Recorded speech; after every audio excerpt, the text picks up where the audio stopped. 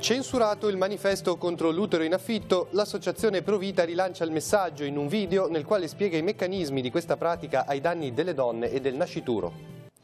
Caso Diamanti, occorre inviare una diffida alla banca e alla società di vendita, lo consiglia la Lega Consumatori Liguria, tra le persone coinvolte tanti pensionati del territorio che hanno investito anche tutti i loro risparmi.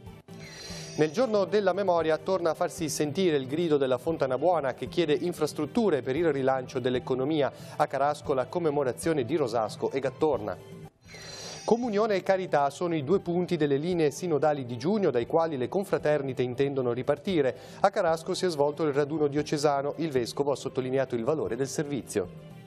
Continua a dare soddisfazioni la stagione 2018 dell'olio, la battitura iniziata ad ottobre prosegue, risultati positivi anche per la sperimentazione di prodotti biologici contro la mosca.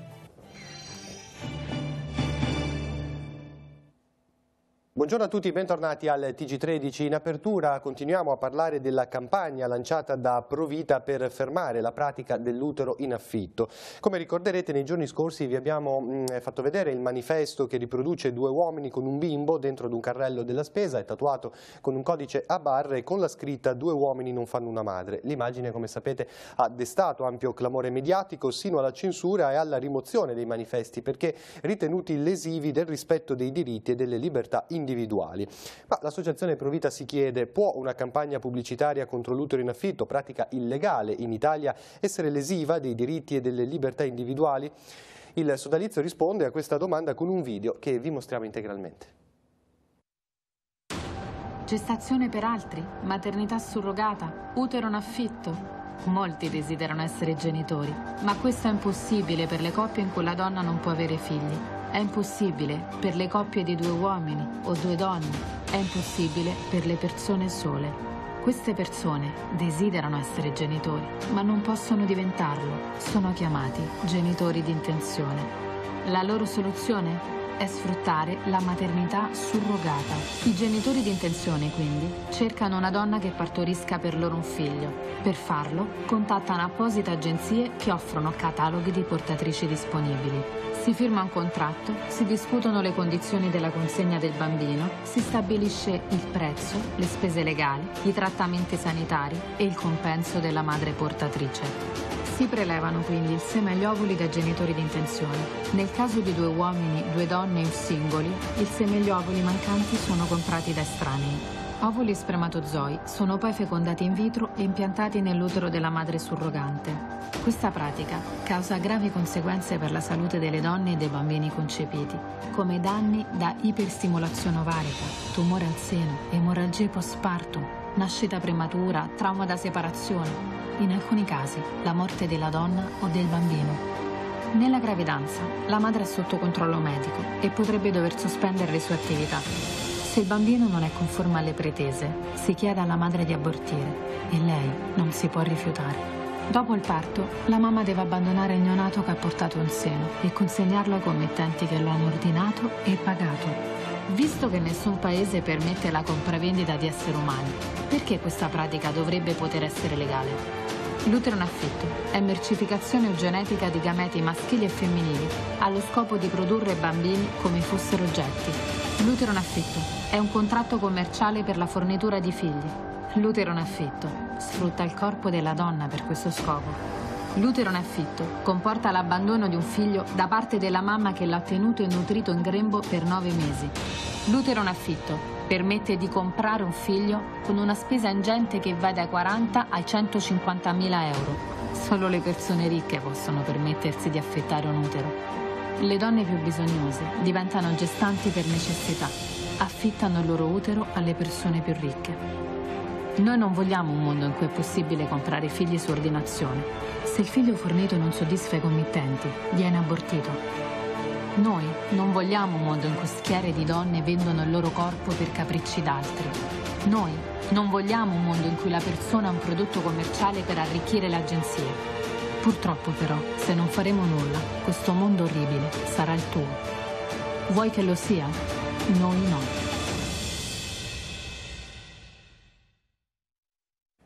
Cambiamo tema, veniamo sul territorio. Sono molteplici le segnalazioni che giungono anche in questo periodo di persone che tentano di risolvere la questione legata agli investimenti dei diamanti. Agli sportelli di Chiavari della Lega Consumatori Liguria sono oltre 15 le vertenze aperte. Abbiamo chiesto chiarimenti e consigli alla Presidente, sentiamo. Che casi vi si presentano? Purtroppo abbiamo anche molti pensionati che sono stati convinti a fare tale investimento proposto come sicuro e certo, anche quasi tutti risparmi, quindi una percentuale molto alta. Si parla di cifre anche elevate? Sì, addirittura abbiamo un paio di casi con oltre 100.000 euro investiti in questi diamanti e nel casi specifici addirittura i diamanti non sono neanche in possesso delle persone che li hanno acquistati. Ci sono state anche spese aggiuntive? Sì, perché alcune banche hanno proposto, oltre che l'investimento in diamanti, anche alle persone di aprire una cassetta di sicurezza per tenere i diamanti. Società e banche adesso cosa dicono? La banca nega la propria responsabilità nell'aver proposto l'investimento, addirittura affermando per iscritto che sono state le persone a richiedergli i diamanti, mentre la società dei diamanti afferma di non avere mai promesso alcun investimento sicuro nel diamante e addirittura nega in questo momento la commercializzazione, perché il problema grosso è che chi ha comprato i diamanti si è vincolato a rivenderli alla società dei diamanti che a causa della sanzione che gli è stata comminata ha sospeso la negoziazione. Quindi c'è una perdita economica ma anche l'impossibilità a poter vendere il bene. In questo momento sì, tant'è vero che abbiamo avviato sia le negoziazioni assistite che le mediazioni, tutti i tentativi stragiudiziali di definire le vertenze, ma sia alla negoziazione assistita che alla mediazione, quindi cerchiamo di trovare un accordo senza dover adire le autorità giudiziarie, hanno entrambi risposto negativamente. Che consigli dare? Prima cosa, inviate una diffida sia alla banca che alla società dei diamanti, perché purtroppo abbiamo avuto tante segnalazioni di persone che continuando a chiedere delucidazione alla banca si sono sentite dire di aspettare. No, tanto interrompiamo i termini di prescrizione. Poi con la mediazione proviamo ad aprire un tavolo di conciliazione. Se non riesce stiamo già raggruppando le persone per ridurre i costi e fare un'azione collettiva. Ad un anno di distanza, Carasco e la Fontanabuona hanno ricordato il tragico crollo del ponte di San Pietro di Sturla, una commemorazione forte dal punto di vista emotivo, soprattutto nel ricordo delle due vittime. Dopo quell'evento seguì un periodo di grave difficoltà per la vallata, legato principalmente alla mancanza di infrastrutture. Gli effetti si sentono ancora oggi. Sentiamo. 2 mazzi di fiori, uno per ciascuna vittima di quella tragica notte di 5 anni fa in cui nel crollo del ponte di San Pietro di Sturla a Carasco persero la vita Claudio Rosasco e Lino Gattorna. Il primo ricordo nella serata commemorativa è andato proprio ai 2 abitanti del comune di Moconesi, i cui corpi furono ritrovati alcuni giorni più tardi rispetto all'evento. Sono passati 5 anni, è nostro dovere non dimenticare questa che è stata una sciagura per la Fontanabuona, per i collegamenti viari, ma soprattutto perché abbiamo perso due nostri amici. Questo sia da monito, sono cose che sono accadute, non devono più riaccadere, bisogna fare sì che queste cose non si debbano ripetere, la storia insegna. Il ponte fu spaccato in 2 da un'improvvisa quanto violenta ondata di piena del torrente Sturla che minò la stabilità del pilone centrale sino a provocarne il cedimento. Ne seguì un periodo difficile per i collegamenti viari della Fontanabuona con conseguenti ripercussioni economiche per la valle. Gli effetti sono ancora oggi visibili e ora come allora si continua a chiedere attenzione per questa porzione di territorio così ricca di attività e di peculiarità.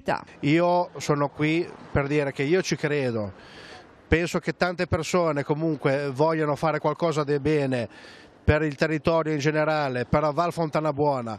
Io credo nell'unità della Val Fontanabuona, io sono uno di quelli che crede anche nel comune unico della Val Fontanabuona, credo che dobbiamo di nuovo credere nell'essere comunità a livello di paese e a livello territoriale. Siamo un po' imbottigliati in Fontanabuona, è da tempo che diciamo che ci servono dei collegamenti che ci mettano in contatto con il mondo. È una parola abusata, ma quella parolina tunnel ancora oggi si fa sentire quale esigenza imprescindibile per mettere la Fontanabuona in condizione di poter dialogare con il mondo.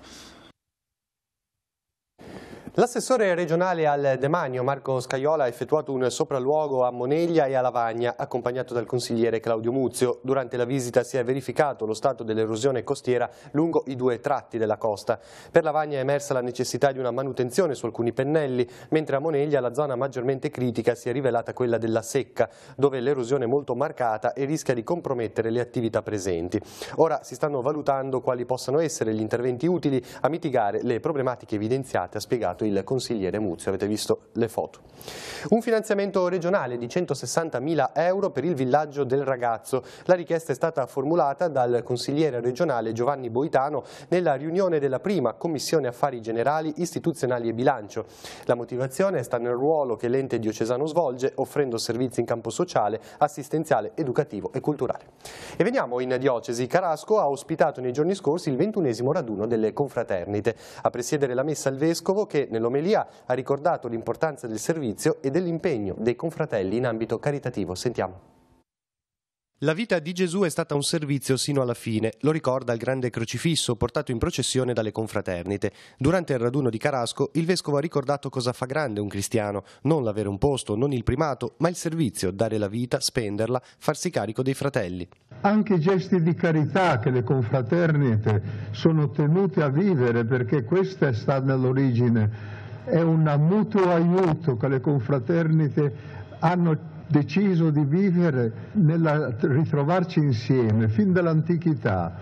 Non possono essere che i gesti che ripetono il farsi carico del fratello come ha fatto Gesù. Per le confraternite, che tengono viva una memoria antica, inizia ora un percorso nuovo, secondo le linee dell'Assemblea Sinodale di giugno. Vogliamo lavorare in particolar modo su 2 aspetti. Uno è quello della comunione. Abbiamo bisogno di avere all'interno delle nostre confraternite una comunione vera e reale per poi essere testimoni autentici all'esterno. E l'altro, quello della carità. Le nostre confraternite sono nate anche per questo scopo di carità. Abbiamo bisogno di lavorare su questo aspetto per cercare di renderlo ancora attuale e di darne autentica testimonianza.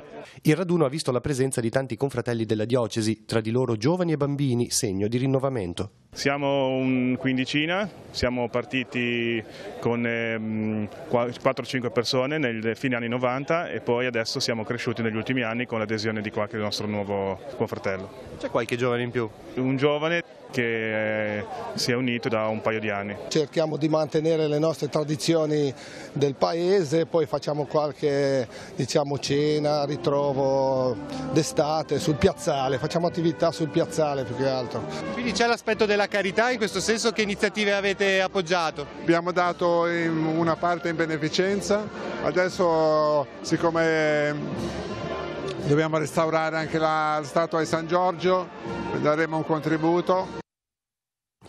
I volontari del soccorso di Sestri Levante sono alla ricerca di nuovi volontari che abbiano voglia di impegnarsi nel sociale e portare avanti le varie attività. Chiediamo ai cittadini di avere fiducia nell'associazione e di starle vicino, scrivono in una lettera i componenti del nuovo consiglio direttivo.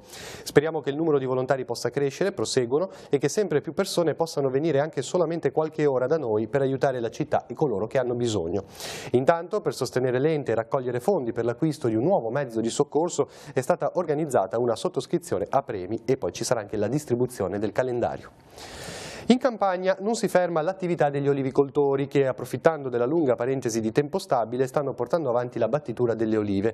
Una raccolta anticipata, quella di quest'anno, che conferma la buona qualità del prodotto. Gli attacchi della mosca ci sono stati, ma sono stati contrastati anche grazie all'utilizzo di nuovi prodotti biologici.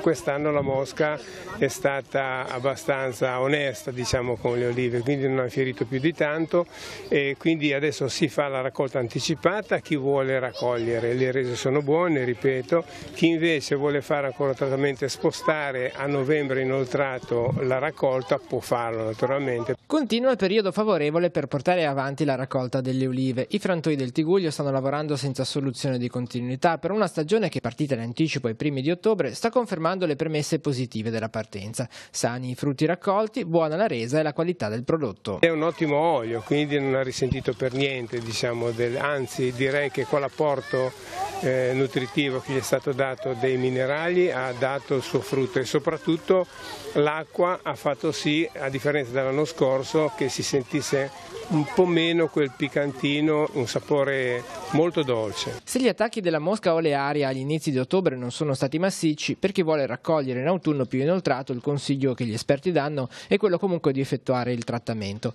E tra i prodotti utilizzati, oltre a quelli tradizionali, si stanno diffondendo per i buoni risultati ottenuti quelli biologici, meno pericolosi per la salute dell'uomo, ma efficaci contro il parassita dell'olivo, tanto che sono stati usati in sicurezza nell'orto didattico delle scuole di via Lombardia, Seste e Levante, dove nei giorni scorsi si è svolta la festa della raccolta. Questi prodotti che sono stati usati che sono completamente naturali, non ci sono elementi chimici di sintesi, è stata fatta la lotta alla mosca proprio con questo sistema BioAgrifert che c'è dentro il Fertinat e della zeolite, che è un minerale, quindi un mix di varie cose, potendo mantenere una buona qualità e la possibilità sia per chi coltiva poi di poter coltivare in salute e poter avere anche dei frutti buoni e sani.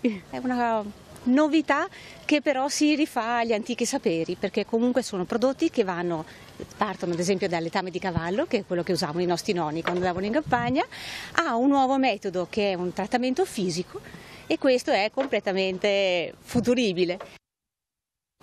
Nell'ambito della settimana promossa da Regione Liguria e dedicata alla prevenzione di allergie, intolleranze alimentari e celiachia, domani, mercoledì 24 ottobre, dalle 16 alle 18 alla Basco di San Salvatore di Cogorno si terrà l'incontro dal titolo Allergie e intolleranze, come conviverci, metodi di diagnosi e attività di prevenzione. Un incontro che è organizzato dalla ASL 4 in collaborazione con l'Associazione Ligure Allergici.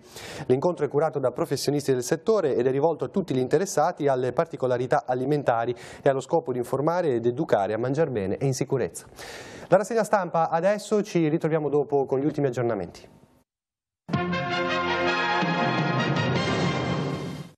Il no è una catena. Avvenire, Tria conferma la manovra difficile e necessaria, bocciatura dei mercati, si pensa ora a un piano B, il governo non cede all'Europa, il commissario Moscovici un boomerang, pagheranno i giovani, e oggi arriverà l'Unione Europea con il suo ultimatum. E intanto nelle elezioni provinciali Trento e Bolzano, avanzata leghista, Maurizio Fugatti è il nuovo presidente della provincia autonoma di Trento. Grillo e Mattarella, passo pericoloso, intervista a Mirabelli, il caso delle critiche al capo dello Stato da parte di Beppe Grillo. E poi asili con controlli video, dubbi sulla legge antiabusi, oggi la norma al voto alla Camera, Film e CISL sono contrarie.